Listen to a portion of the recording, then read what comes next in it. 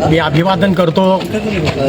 खरोखर 2025 आणि 26ची सार्वत्रिक निवडणूक ही निवडणूक पाहिजे तेवढी सोपी नव्हती, परंतु भारतीय जनता पार्टीचे पालकमंत्री आदरणीय जयकुमार गोरे साहेब, तसेच कोटे साहेब, आमदार विजय मालक देशमुख, आमदार सचिनजी कल्याण शेट्टी, तसे शहराचे आमच्या भगिनी शहराध्यक्षा रोहिणीजी तडवळकर आणि भारतीय जनता पार्टीच्या सर्व पदाधिकारी कार्यकर्ते जे आमच्यावर प्रेम केलेले आहेत। मित्रांनो, हा जो विजय आहे तो इतिहास आहे।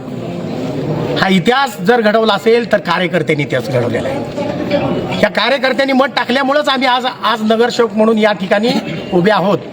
पण मी असं त्यांना म्हणेन की नगरसेवक आम्ही नाही, नगरसेवक तुम्ही आहात, की तुम्ही मतदान केल्यामुळं आम्ही निवडून आलेलो। आजची परिस्थिती प्रभाग 5ची, मागच्या वेळेस माझ्या मिसेससुद्धा या भागातून नगरसेवक म्हणून निवडून आल्या होत्या।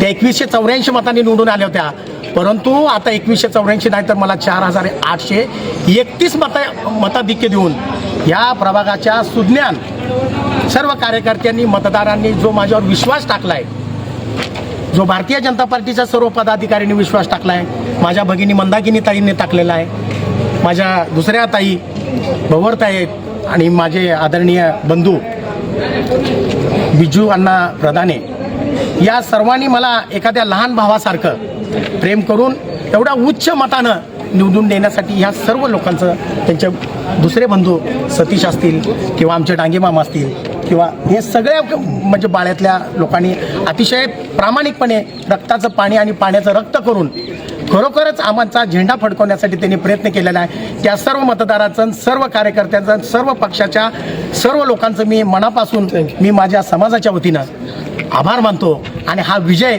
हा इतिहास आहे म्हणून नोंद होईल असा इतिहास करण्याचं काम प्रभाग 5च्या सुज्ञान लोकांनी केलेलं आहे। ही मरेपर्यंत विसरणार नाही, ही मी आपल्याला गवाही देतो।